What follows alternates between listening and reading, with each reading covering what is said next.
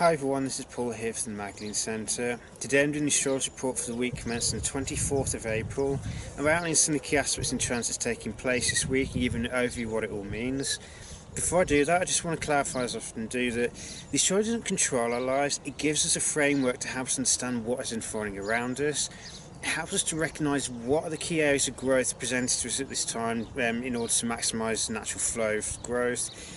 But from there, it's up to each and every one of us to take responsibility for the course of action we take and how we utilise that information.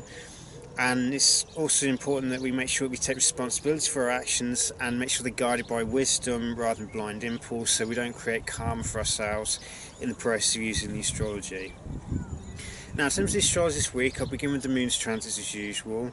We start with the moon in Capricorn, so this is a time where we may feel need to kind of work on the practicalities in life, but it's also looking at what we've achieved so far, and if we're not happy with it or we don't feel satisfied by it, then it's up to us to take responsibility for that. So the onus is on us to own it and to make any changes necessary in order to achieve that fulfillment that we're seeking.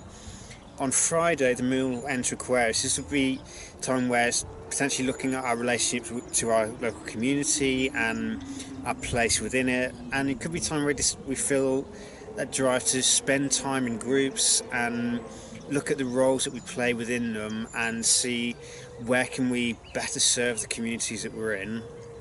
Before on Sunday, the moon will enter Pisces, and this will be a time where you may feel that kind of sense of oneness with everything and seeking that connection or that capacity to have unconditional love.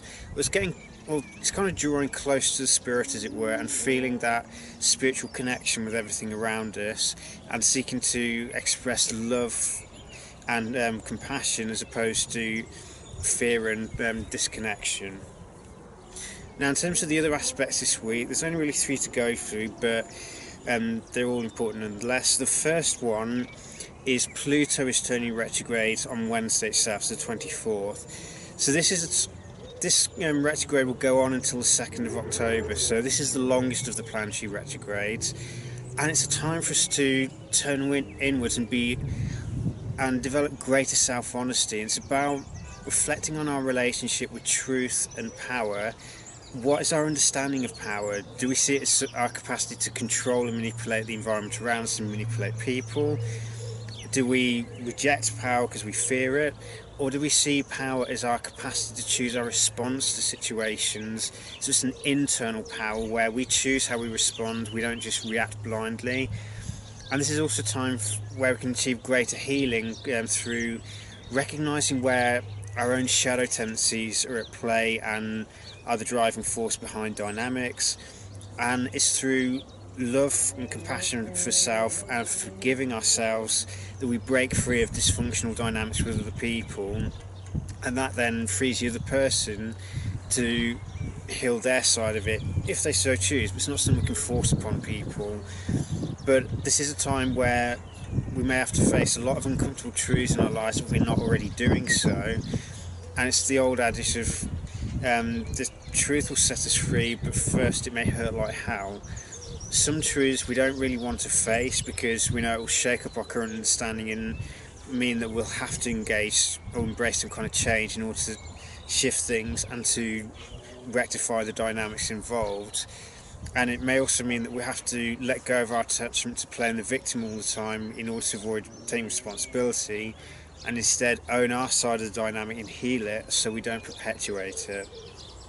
The next aspect along will be on the 27th, so this will be an exact square between Mars and Neptune. So Mars is all about actions and desires. It's our capacity to take action and that willpower that gives us the capacity to act, whereas Neptune is all about the dissolution of the ego. It's about the unconditional love and our connection with spirit and our capacity for psychic sensitivity, unconditional love, and our capacity to heal any kind of spiritual wounds, as it were. With Mars and Neptune square to one another, it's kind of like the challenge of transforming desire into devotion. It's looking at where are the desires that we pursue based on superficial or illusory goals, so they're based on temporary appetites, but they're not based on reality. It's where our actions or desires gets more bogged down in illusion and deception. Or we can seek to elevate it, so Mars, instead of being about desire, it's about devotion. It's the capacity to dissolve the desires which are based on immediate gratification or based on bindings to the physical world, and instead change it to the devotion to spiritual ideals, and to make sure that the actions that we pursue have compassion and love as their driving motivations behind them. So it's getting to the point where our actions and desires become a demonstration of love in action, as opposed to selfish desire or impatience and the pursuit of illusions and engaging in deception and manipulations. Instead, being honest with ourselves and shedding the desires that undermine our spiritual journey, as it were. The last aspect will be on the 29th, which is the next Monday. This will be Saturn turning retrograde up until about the 17th of September. So this particular retrograde is all about karma and our willingness to take responsibility for ourselves. Saturn, in some respects, can be seen as the guardian of potential. If we're not prepared to take ownership of our choices or take ownership of our actions, we reap karma for them, and events will conspire to try and kick us back on track and get us to stop doing that. Now the thing is, it's not Saturn, the planet, making it happen, otherwise we wouldn't have free will. It's basically the archetype of Saturn within us draws experiences to us to try and get us to wake the hell up and grow up and take responsibility for ourselves. And one of the things that we can use the Saturn retrograde period for is to develop greater discipline and patience, and the capacity to deny ourselves temporary pleasures in order to commit ourselves fully to goals that will empower us and allow us to express greater potential. Saturn, in some respect, is like the guardian of potential. If you're not prepared to take responsibility for it, or take responsibility for our actions, then the potential for achievement is limited, because it's only through taking responsibility that we can achieve freedom. And because freedom and responsibility are two sides of the same coin, you can't have one without the other. So if we want to achieve greater freedom, greater self-empowerment, and greater capacity to express healthy authority, then we have to take responsibility for our actions. And if, with Saturn retrograde being going alongside the South Node in Capricorn for the entire duration, this may be a particularly karmic retrograde, and Saturn being the Lord of Karma, this is a time where, if we're willing to face our own karma, to take responsibility for it and learn from it, then we can get ourselves out of the deep ruts that we create through poor choices and a lack of responsibility, and start climbing the mountain that is right for us, as it were. Because Capricorn is the mountain goat. It's about taking that slow, steady, committed steps towards that peak of personal self-expression, as it were, where who we are in the external world or in the public sphere is exactly matched to who we are. So it's having personal integrity, and if we're willing to deal with any karma that comes up and not create any new, and take responsibility for ourselves, and making sure that what we say and what we do are the same thing. So if we say we're going to do something, we do exactly what we say. So say what you mean and mean what you say, and if you say you're going to do it, then do it. Then we unlock a lot more potential to achieve major projects in our lives and achieve major legacies, especially if we're willing to work with other people hand in hand towards collective projects that are aligned with the natural laws, so we'll not create karma for ourselves, and guided by wisdom and the understanding that sometimes we have to take short-term pain in order to get a much greater long-term gain.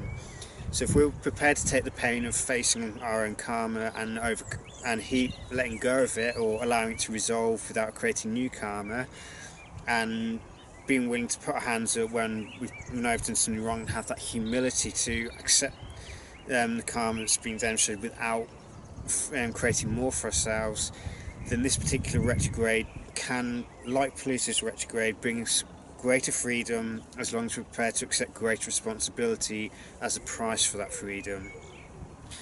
So the overall themes for the coming week then are about truth, power and integrity.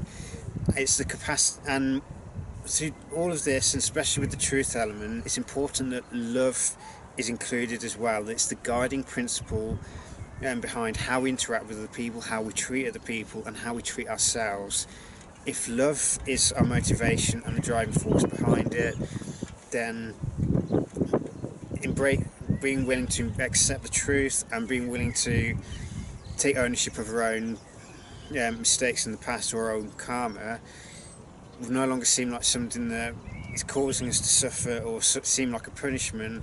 We accept it as part of the spiritual growth, and we liberate ourselves through having that loving perspective and the willingness to be honest with ourselves and honest with other people, so that we attract the right kind of people into our lives. Because we're always being deceptive, we'll attract deception into our lives. If we seek to be honest, we may attract people who are lies to begin with, but that truth will inevitably show the other person up. I'll reveal what they're doing, because like attracts like, as it were. If we're learning to embody the truth through the shedding of karma and being willing to face truths that are uncomfortable, then we set ourselves in a position where we can achieve so much more in life. We can achieve far more empowerment, and we can also serve an example to empower other people through radiating that empowering, loving energy that uplifts people and potentially gives them the faith to believe that actually they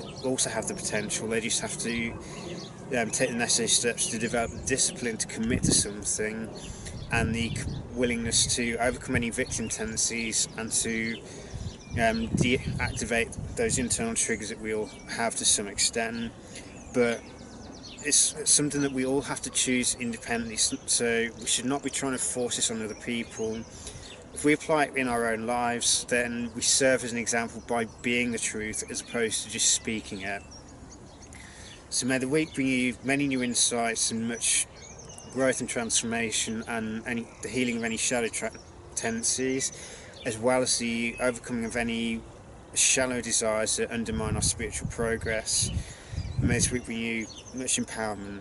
So take care and be blessed.